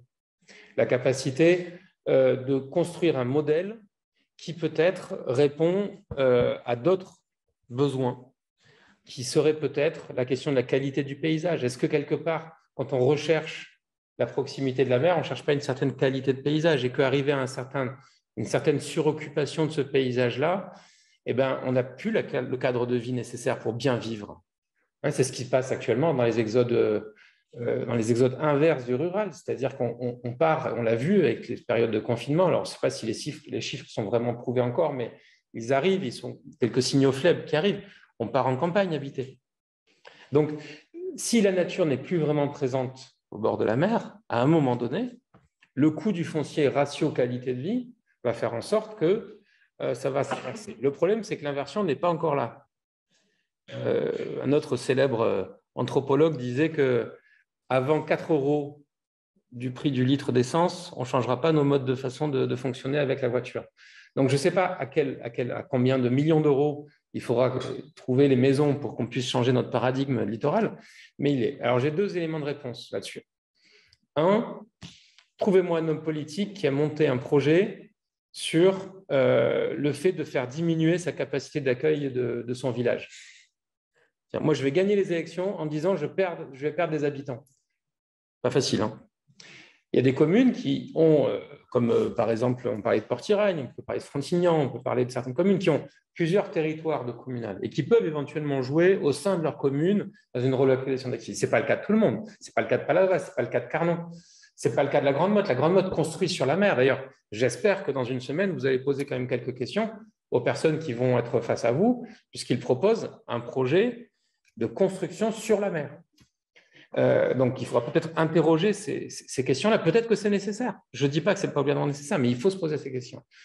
Par rapport à la gouvernance, moi, ce que j'avais fait, d'ailleurs, Thomas, tu étais avec nous dans l'histoire, on avait demandé aux étudiantes qui avaient travaillé sur cette proposition de relocalisation et de changement des territoires, de mettre un pas de temps des mandats politiques. C'est-à-dire que du coup, on avait découpé le projet de territoire en mandats politiques locaux. Ça nous est arrivé de travailler avec des politiques tout à fait bienveillants, nous ont dit, mais évidemment, il faut qu'on travaille sur ces sujets-là. Après, à un moment donné, est arrivée la campagne électorale, et là, c'est plus difficile de dire, je vais raser ma première ligne. Hein? Donc, de toute façon, aussi beau projet que vous pourrez dessiner, aussi logique, aussi technique qu'il soit, si à un moment donné, il n'y a pas un projet politique derrière, et là, il n'y a que la grande échelle. Alors, c'est sûr, c'est un fantasme. Les collectivités ne veulent pas entendre cette chose-là. Mais vous avez entendu parler de ce travail de coopération territoriale. Faire en sorte qu'éventuellement, dans une échelle, et là, ça rejoint la question du rétro-littoral. Alors évidemment, on ne va pas tout de suite vouloir acheter une maison qui sera face à la mer dans 50 ans. Ce n'est pas facile comme concept. Mais il faut trouver d'autres façons d'habiter le territoire qui peuvent permettre d'avoir une autre répartition de l'organisation et de cette gouvernance.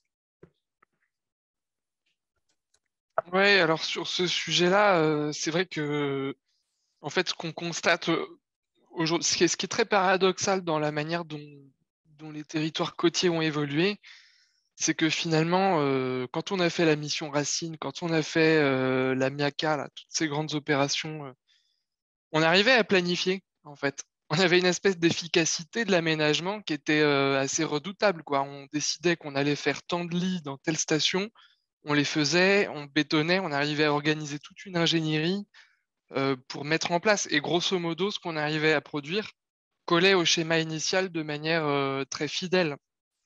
Et en fait, ce dont on se rend compte, c'est que entre-temps, bon, l'État a perdu un peu de sa puissance, certainement. Il y a eu les lois de décentralisation.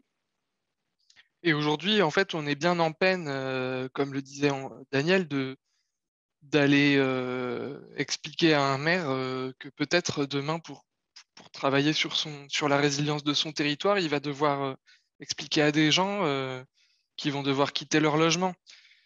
Et donc, moi, la question que je me pose, c'est comment est-ce qu'on peut retrouver peut-être une forme d'efficacité dans l'aménagement sans pour autant revenir à l'époque où on pouvait tout démolir à coups de bulldozer et tout bétonner sans crier gare. Comment est-ce qu'on pourrait quand même retrouver une forme d'efficacité? Alors, par quels outils ça passe?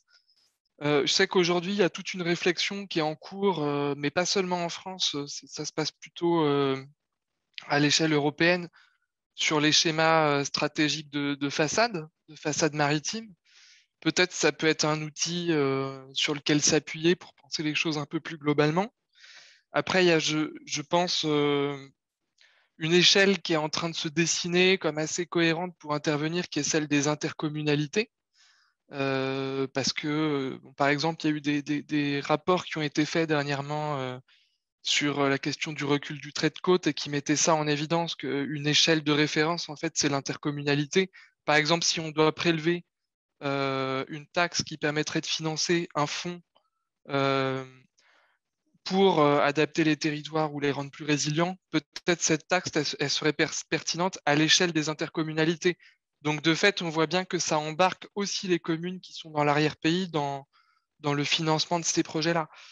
Donc peut-être que ça passe un peu par ce type d'échelle, mais en tout cas, ce qui est vrai, c'est qu'à un moment donné, et pour le moment, on en est là, on a besoin de montrer en quoi ces projets-là, ils peuvent être positifs aussi à une échelle plus micro, j'allais dire.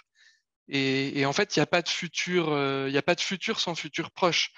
Il faut arriver à montrer aussi des étapes de projets concrètes qui pourrait être atteignable à moyen terme et qui puisse intéresser aussi des élus locaux et puis les habitants. Moi, je prends souvent l'exemple d'une étude qui a été faite justement dans le cadre de la chaire partenariale sur le littoral du Pré-Cher en Martinique, où en fait tout l'enjeu du truc, ça a été de ne pas parler de déconstruction, de démolition, de ne pas aborder les choses par une approche extrêmement négative, mais de trouver une espèce de cheval de Troie qui permettrait de lancer un mouvement. Et ce cheval de Troie, en l'occurrence, c'était la reconstruction d'une école qui est aujourd'hui située en zone à risque sur une colline. En fait, quand on prend les choses par ce biais-là, on se rend compte que tout de suite, c'est un peu plus facile de dire qu'aujourd'hui, concrètement, des enfants sont en danger quand ils vont à l'école, et que si on construit une nouvelle école sur une colline, bon, non seulement on mettra les enfants peut-être moins en danger, ou hors de portée en tout cas des submersions marines et des inondations, mais en plus on pourra concevoir cet équipement-là comme un équipement refuge pour la communauté du village. Et donc, en fait, on se rend compte que de proche en proche, on en arrive à dire, bah, peut-être autour de cette école, on pourrait envisager d'avoir une certaine vie sociale, parce qu'en fait, ça va de soi, l'école, c'est un lieu de la vie sociale. Et donc, tout ça pour illustrer l'idée que peut-être une des clés de tout ça, c'est d'arriver à mettre l'accent non pas sur des projets, sur la dimension uniquement destructive, mais montrer aussi ce qu'on peut gagner en faisant ce type de projet. Et voilà, c'est peut-être un levier. Tu parlais de zone refuge. Moi, il y a un mot qui me manque dans tout ce débat, là, quelque part, c'est l'économie. Il est clair qu'on ne pourra pas évoluer si on conserve deux éléments actuellement difficiles à surpasser. Alors certes, si on parle aux enfants, on va commencer à comprendre, en fait, il faut toucher les gens. Et une des manières de toucher les gens, c'est toucher au portefeuille. Quand le système assurantiel d'une maison au bord de l'eau qui risque de commencer à s'effondrer ou à devoir présenter des aménagements de résilience tels que un rez-de-chaussée submersible, une fenêtre de toit pour arriver à évacuer le jour où il y a une submersion marine, des obligations telles que celle-là, et que le système assurantiel va commencer à chiffrer réellement l'impact que la montée de la mer peut avoir sur la maison à un certain terme, là, vous allez avoir des gens qui vont commencer à se détourner de l'achat de maison ou de l'achat d'appartements en bord de mer. Ça se passe déjà en Angleterre, ça se passe déjà dans d'autres pays où le système assurantiel a commencé à intégrer la montée de la mer. Et la loi climat-résilience nous y pousse. Nous y pousse puisque dans les PLU et les SCOT, il y aura maintenant obligation d'intégrer le trait de côte à 30 ans et à 50 ans dans les documents de planification. Donc du coup, un peu comme quand vous faites un diagnostic termite ou plomb de votre maison, vous aurez le diagnostic montée de la mer maintenant. Et le système assurantiel le prendra en compte. C'est-à-dire que si vous êtes infecté de termites, vous allez avoir des préconisations à faire. Si vous avez du plomb, il faut l'enlever. Si vous êtes au bord de l'eau, il faudra avoir des installations particulières. Et ça, c'est des choses qui peuvent éventuellement commencer à changer la donne. Et c'était un mot un peu sur la question de l'économie qui, pour l'instant, est un peu absente du débat.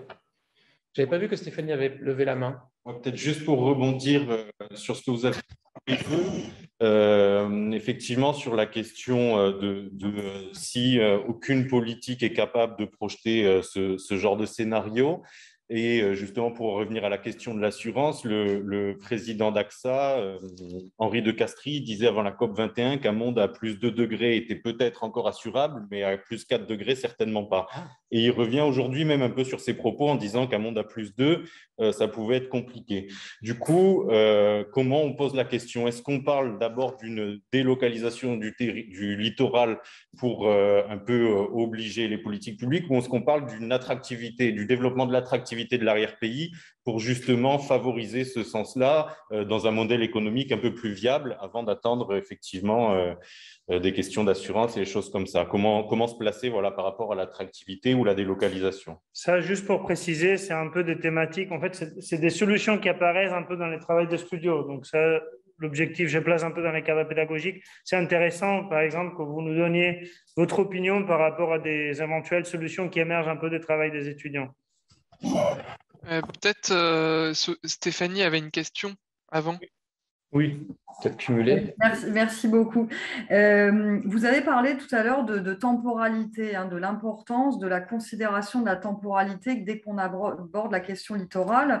Et ça, je crois que la temporalité nous amène tout de suite dans la définition d'une stratégie, c'est-à-dire que quand on a une temporalité à gérer, la forme d'un projet quelconque aura beaucoup moins d'importance que la stratégie de projet qu'on met en œuvre.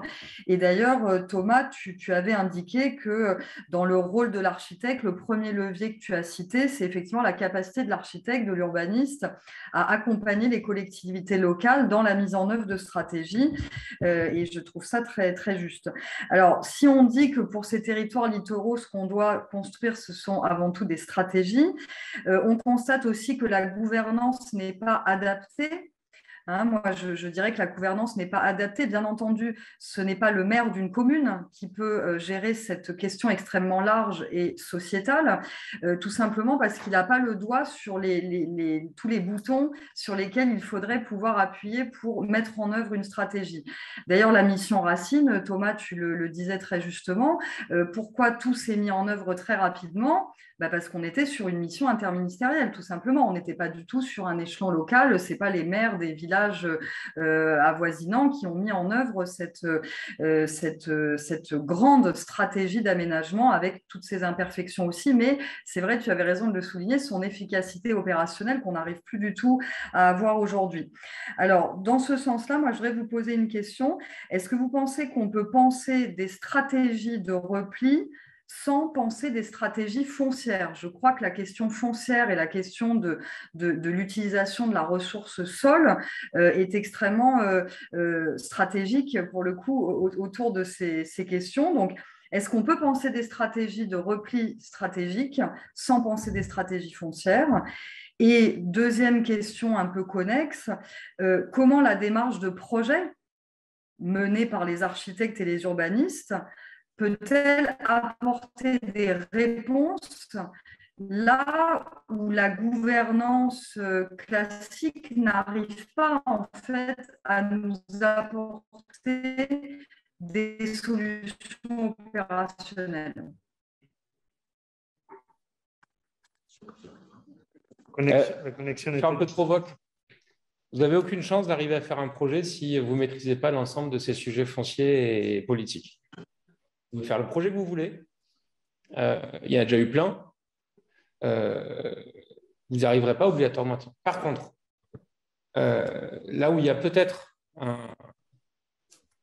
une façon de regarder les choses différemment, c'est que vous pouvez raconter une histoire en faisant votre projet.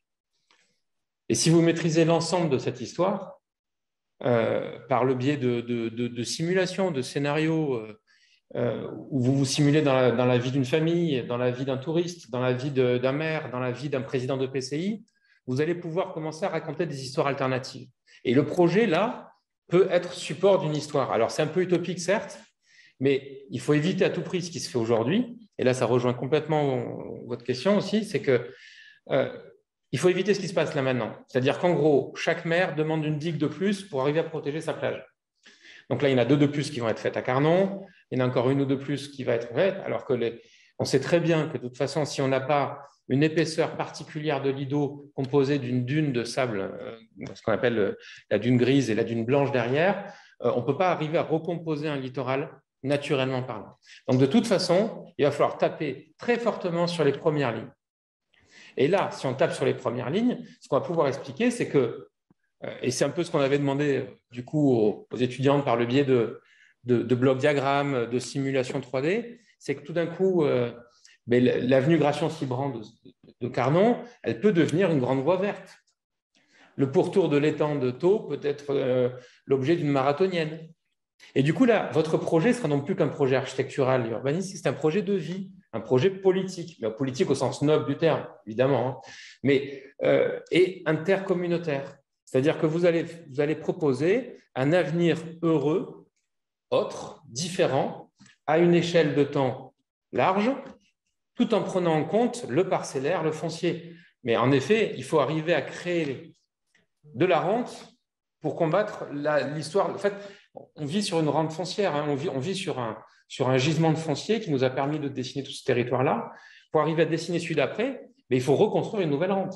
Cette rente, elle n'est pas obligatoirement que foncière. Elle peut être aussi dans ce qui s'est fait à un moment donné, comme les bails amphithéotiques expérimentaux qui étaient proposés pour dire, voilà, on vous propose une maison pour 50 ans.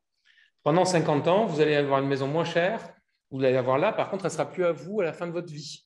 Donc, du coup, là, on rentre dans des scénarios qui sont complètement différents. Et là, vous avez peut-être quelque chose à porter. Mais en effet, si votre projet ne comporte pas l'ensemble de cette logique, ce n'est pas l'EPF qui va venir et qui va dire, je vais racheter tous les terrains et puis on va raser toutes les maisons qu'il faut, etc. L'EPF, il a vocation à porter un foncier pendant une durée limitée de manière à générer du projet derrière. Eh bien, proposez le projet. Et l'EPF viendra racheter le foncier.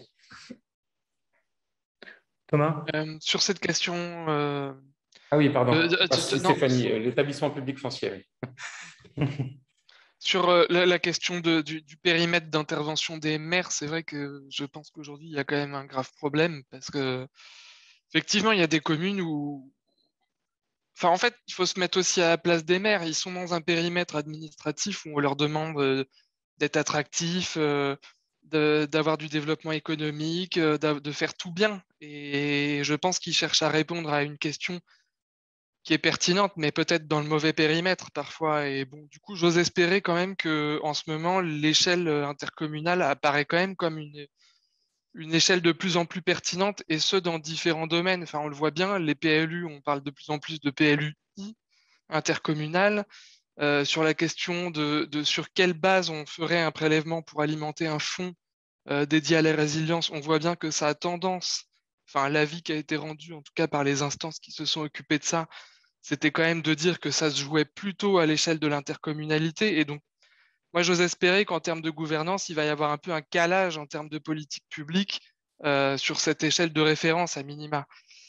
Ensuite, sur la question du foncier, c'est vrai que on voit des communes qui aujourd'hui, bien qu'engagées depuis longtemps dans les réflexions sur la recomposition des territoires côtiers face à l'érosion, ont beaucoup de mal à articuler aujourd'hui dans leurs projets dans leur projet d'urbanisme la question des réserves foncières avec la question de la recomposition. Je pense à la ville de Lacanau en particulier, sur laquelle j'ai travaillé, où on voit qu'ils ont bien, en fait, dans les faits, quand on regarde leur PLU, leurs zones de développement ne sont plus en bord de mer, elles sont plutôt en retrait, en direction du bourg, etc. Mais aujourd'hui, dans le discours, même si ça fait 10 ans qu'ils travaillent sur des hypothèses de recomposition, à aucun moment, ces zones-là, elles sont dédiées à un éventuel transfert de programme. C'est pas du tout articulé avec la question de la recomposition. C'est des zones qui doivent leur permettre de continuer à se développer, etc. Donc je pense qu'il y a un petit problème d'articulation entre la gestion des risques et le projet urbain de manière générale. Mais effectivement, le foncier, c'est un levier clé, et je pense qu'il devrait y avoir un moyen au moins d'accompagner les communes dans le repérage des terrains qui sont stratégiques, qui ont des qualités qui pourraient être révélées, pour aussi avoir un moyen de proposer un projet de territoire qui soit cohérent et attractif, et en même temps adapté à un recul qui, de fait, est en train d'arriver. Ensuite, sur ce que peut faire l'archi, effectivement, moi je rejoins ce que tu disais, Daniel. L'archi, il ne peut pas à lui seul révolutionner toute la gouvernance et tout ça, c'est pas vrai. Mais au moins, il peut peut-être arriver dans certains cas, je sais pas, à travers certains appels d'offres qui seraient portés par des communes un peu dynamiques, un peu proactives sur ce sujet-là. Il peut au moins arriver à fédérer un peu une communauté de projets autour d'une idée, autour de quelque chose de partagé. Et peut-être plus que d'autres métiers, il a cette capacité à aussi travailler de manière un peu plus transversale entre différents métiers, différentes compétences. Et je pense que c'est peut-être un des atouts qu'on a dans notre bagage en tant qu'architecte, et sur lequel il faut s'appuyer. Et ensuite, je pense qu'il y a une dernière question par rapport à la question des premières lignes qui sont directement menacées par l'érosion. C'est à un moment donné se poser la question de qui paye. Qu'est-ce qui est juste, qu'est-ce qui n'est pas juste? C'est une question d'équité, et aussi face au changement climatique. Est-ce que le dernier acquéreur se fait avoir parce que simplement il a acheté, et que finalement il a acheté au mauvais moment? Et en fait, c'est à lui de payer pour toute une politique d'aménagement qui s'est faite sur des années auparavant. quand on sait que les transactions vont quand même bon train aujourd'hui sur le littoral? Est-ce que c'est à l'État de tout racheter? Je ne suis pas sûr non plus. Est-ce que c'est une solution peut-être intermédiaire où petit à petit on arrive à accompagner la perte de valeur de ce patrimoine qui est exposé?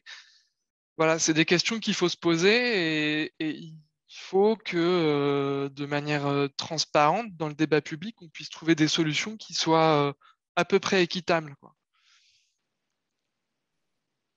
Donc, merci beaucoup en tout cas.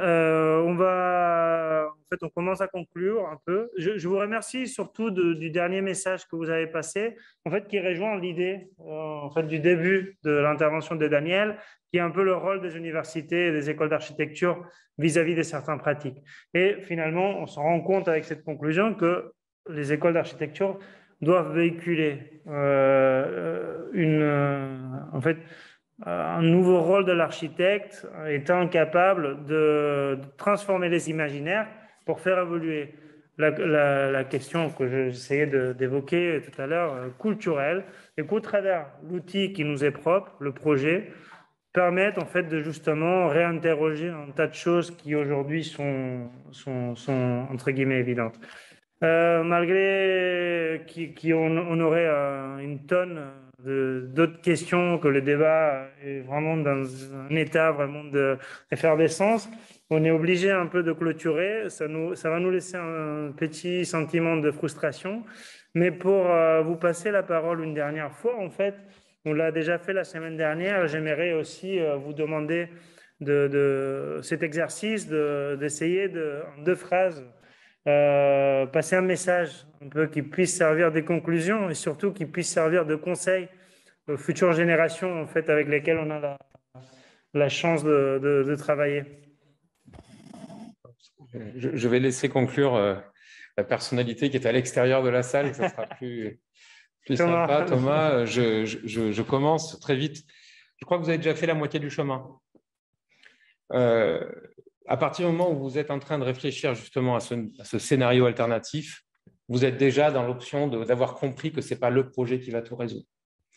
Et là, je citerai simplement Jean Joubert. C'est souvent dans la littérature qu'on peut trouver les choses.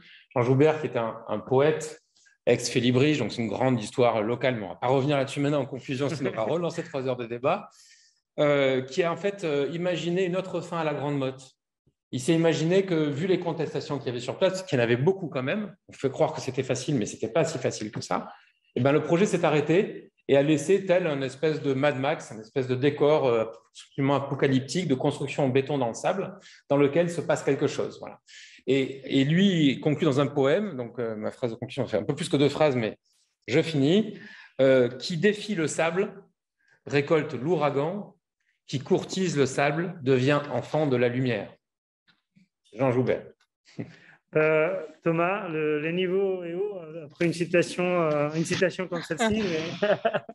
Bah, je sais pas, moi j'aurais tendance à vous conseiller d'utiliser votre relative fraîcheur par rapport à ce sujet dans lequel Daniel et moi on a beaucoup trop trempé ces dernières années pour essayer de trouver des pistes de projets intéressantes. Après, moi, à titre plus personnel, l'endroit où je me suis arrêté dans ma recherche, j'aurais tendance à vous orienter sur cette piste-là, c'est vraiment cette question qui m'intéresse, c'est le concept de tectonique en architecture qui est un peu oublié en fait, qui semble un peu oublié quand on regarde l'état de l'urbanisation sur nos littoraux et qui peut être un levier en fait pour vraiment refonder notre manière de faire du projet d'architecture dans ces milieux qui sont fragiles. Comment est-ce qu'on peut repartir en gros de la question de la qualité des sols, qualité au sens large, hein, c'est-à-dire toutes les qualités des sols. On a des sols plastiques, on a des sols meubles, on a des sols durs. Et en fait, tout ça n'induit pas du tout la même façon de construire. Et moi, là, je vois vraiment tout un champ de recherche qui devrait être un peu plus développé parce que on voit encore certains bâtiments se construire tout en béton, de manière super lourde dans des milieux qui sont peut-être pas faits pour supporter des programmes énormes et ce type de construction. Et donc, voilà, peut-être repartir vraiment de cette compréhension de la dynamique des sols, de leur qualité, pour aller vers le projet d'architecture et en tirer un peu des conclusions ou des modes de construction inventifs et adaptés. Super. Merci beaucoup à nos deux invités qui nous ont fait l'honneur de partager vraiment, comme je disais au début, leur expertise par rapport à tous ces sujets. Et malgré la frustration, j'espère qu'on aura de nouvelles occasions pour échanger, pour continuer de bâtir un peu cette recherche théorique, intellectuelle sur laquelle on essaye de placer l'école de Montpellier et sur laquelle je pense que l'école de Montpellier doit avoir vraiment un mot à dire. Donc, Thomas vient nous rejoindre à Montpellier un de ces jours. Avec plaisir. Tu as au moins le salut de Jaouen, de Alexandre Brun, de plein de monde ici. Là, donc, ce serait bien que tu repasses. On t'attend. Avec plaisir. Très bien. En tout cas, merci beaucoup. Merci beaucoup pour l'invitation et bon travail.